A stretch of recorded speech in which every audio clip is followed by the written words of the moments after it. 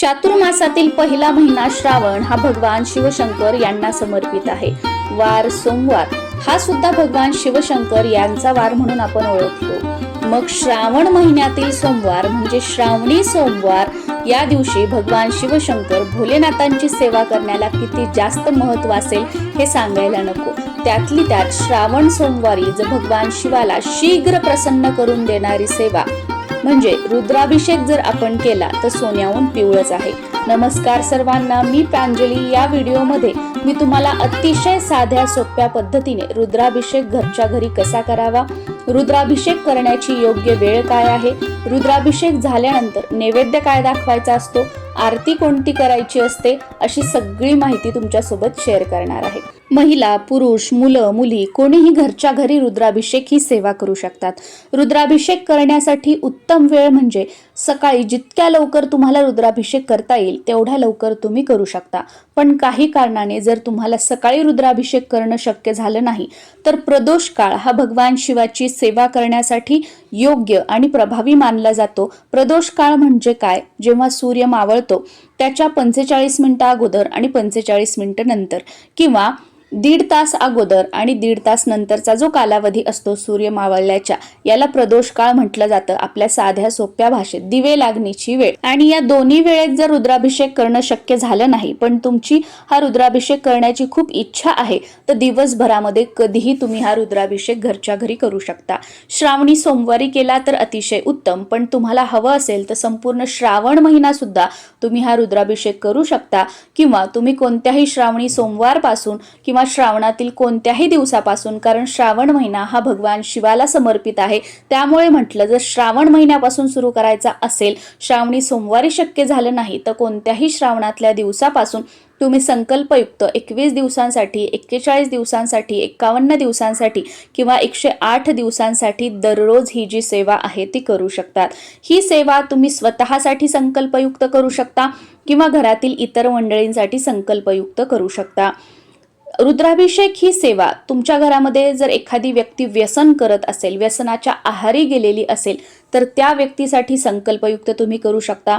घरामध्ये जर एखादी व्यक्ती आजारी असेल, डिप्रेशनमध्ये गेलेली असेल, खूप दवाखाने बदलून झाले पण आजारपण काही बरं होत नाहीये, त्याच्यामध्ये रिझल्ट बघायला मिळण्यापेक्षा ते आजारपण वाढतच चाललेलं आहे, तर अशा वेळेला त्या व्यक्तीसाठी, डिप्रेशनमध्ये जी व्यक्ती आहे, सतत डोक्यात वाईट विचार येतात, आपल्याच दुनियेमध्ये ती विचारामध्ये मग्न असते, अशा व्यक्तीसाठी सुद्धा तुम्ही ही सेवा करू शकता। किंवा यापैकी कोणता प्रॉब्लेम तुम्हाला स्वतःसाठी असेल तर स्वतःसाठी सुद्धा तुम्ही ही सेवा करू शकता।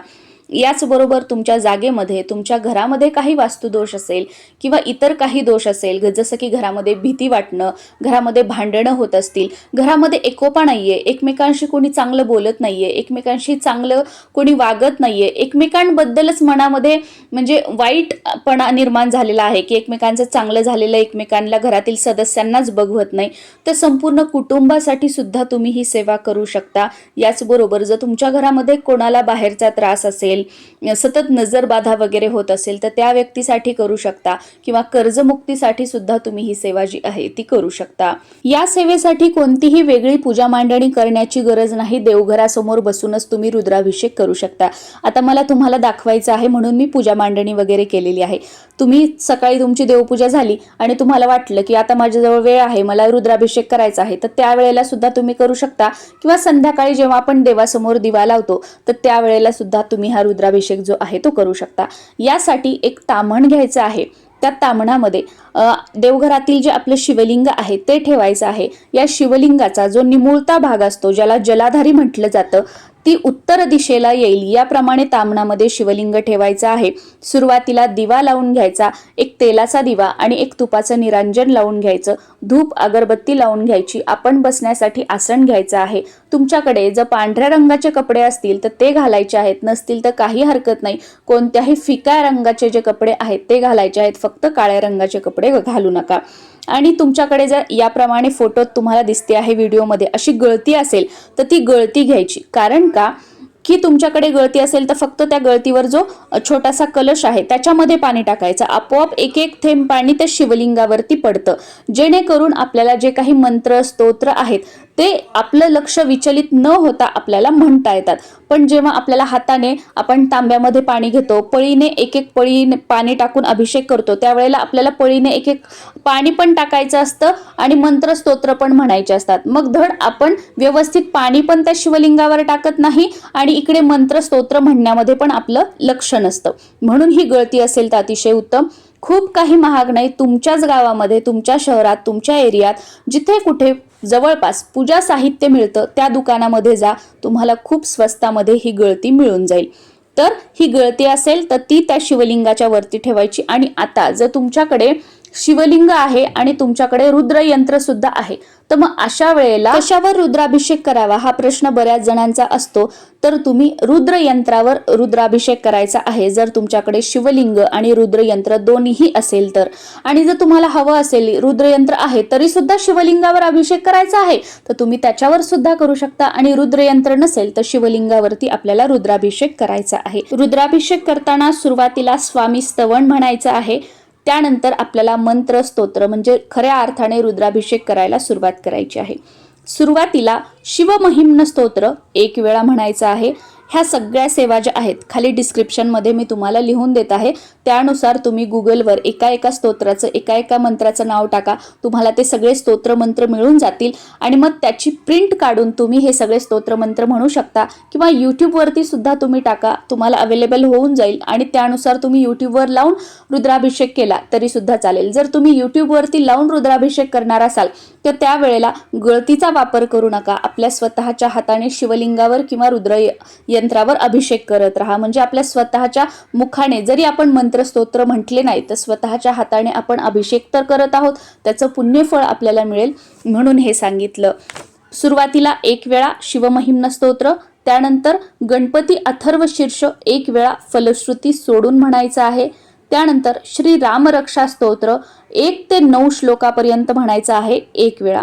त्यानंतर रुद्र अध्याय चमक नमक सहित 1 वेळा म्हणायचा आहे. शिवकवच स्तोत्र 1 वेळा म्हणायचा आहे. शिवगायत्री मंत्र 11 वेळा म्हणायचा आहे. महामृत्युंजय मंत्र 11 वेळा म्हणायचा आहे. महामृत्युंजय मंत्र पंचप्रणवयुक्त 11 वेळा म्हणायचा आहे. अमृत संजीवनी मंत्र 11 वेळा म्हणायचा आहे. संजीवनी मंत्र 11 वेळा म्हणायचा आहे. कालभैरव स्तोत्र 1 वेळा म्हणायचा आहे. आणि त्यानंतर अभिषेक थांबवायचा, शिवलिंग उचलून घ्यायचं, स्वच्छ पुसायचं. देवघरामध्ये किंवा तुम्ही जे काही पाट चौरंग मांडलेला असेल त्यावर त्याचा निमुळता भाग उत्तरेकडे येईल याप्रमाणे ठेवायचा आहे. त्या शिवलिंगावरती पांढरं भस्म अर्पण करायचं आहे. पांढरी फुलं असतील तर ती अर्पण करायची आहेत. आणि त्यानंतर जे काही तुमच्याकडे बेलपत्र असतील, 1 असू द्या, 108 असू द्या, 21 असू द्या किंवा 51 असू द्या, जेवढी काही बेलपत्र आहेत तर एक बेलपत्र घेत तुम्हाला शिव अष्टोत्तर नामावली म्हणायचे आहे. शिव अष्टोत्तर नामावली म्हणत म्हणत एक बेलपत्र 108 बेलपत्र असतील तर त्या शिवलिंगावरती अर्पण करायचे आहेत. आता तुमच्याकडे 108 बेलपत्र नाहीत तर जेवढी बेलपत्र असतील ती एका प्लेटमध्ये ठेवायची. त्या प्लेटवर आपला उजवा हात ठेवायचा, शिव अष्टोत्तर नामावली संपूर्ण म्हणायची आणि त्यानंतर मग जे काही बेलपत्र आहेत ते शिवलिंगावरती अर्पण करायचे. आता तुमच्याकडे फक्त एकच बेलपत्र असेल तर अशा वेळेला ते 1 बेलपत्र आपल्या उजव्या हातामध्ये धरायचं, शिव अष्टोत्तर नामावली म्हणायची आणि ते बेलपत्र शिवलिंगावरती अर्पण करायचं आहे. बेलपत्र अर्पण करून झाल्यानंतर काहीतरी गोडाचा नैवेद्य दाखवायचा आहे, जसं की साखर, दूध साखर, पेढा वगैरे काही असेल याचा नैवेद्य दाखवून घ्यायचा आणि त्यानंतर आरती करायची आहे. आणि अभिषेक करताना जे तीर्थ जमा झालेलं आहे पाणी ते टाकून द्यायचं नाहीये. जसं जसं ते ताम्हण भरल तसं तसं दुसरं छोटंसं एखादं काहीतरी छोटी वाटी, छोटा ग्लास काहीतरी घ्यायचं आणि त्यातलं पाणी जे आहे ते वरचेवर दुसऱ्या एका भांड्यामध्ये काढून ठेवत जायचं आहे. आणि शेवटी आरती करून आपण आपलं आसन सोडायचं आहे. आरती सुरुवातीला गणपतीची, सुखकर्ता दुःखहर्ता आणि त्यानंतर शंकरांची आरती करायची आहे. मी स्वतः किंवा आमच्याकडे लवथवती, विक्राळा, ब्रह्मांडी माळा ही जी आरती आहे शंकराची ती केली जाते. आपल्या चॅनलवर मी ती आरती अपलोड पण केलेली आहे. तुम्हाला हवं असेल तर यूट्यूबवरती लावून त्यानुसार तुम्ही आरती करू शकता। त्या आरतीला म्युझिक दिलेलं नाहीये, जेणेकरून आरती पटकन होते आणि फक्त ओव्या बोललेल्या आहेत, त्याच्यामुळे अगदी व्यवस्थित वाटतं की ऐकून सुद्धा आरती करायला। नाही तर बघा इतर आरतीचे जे व्हिडिओ असतात त्याच्यामध्ये म्युझिकच जास्त असतं, आरती दुसरीकडेच राहते, तर असं नाहीये। आणि तुमच्याकडे केंद्रातील स्तोत्र मंत्र पुस्तक असेल तर त्यामध्ये या सगळ्या सेवा आहेत। तुम्हाला गुगलवर किंवा युट्यूबवर या सेवा शोधायची गरज नाहीये। पण तुमच्याकडे केंद्रातील स्तोत्र मंत्र पुस्तक नसेल तर मात्र गुगलवरून किंवा युट्यूबवरून या सगळ्या सेवा बघून किंवा ऐकून तुम्हाला करायच्या आहेत।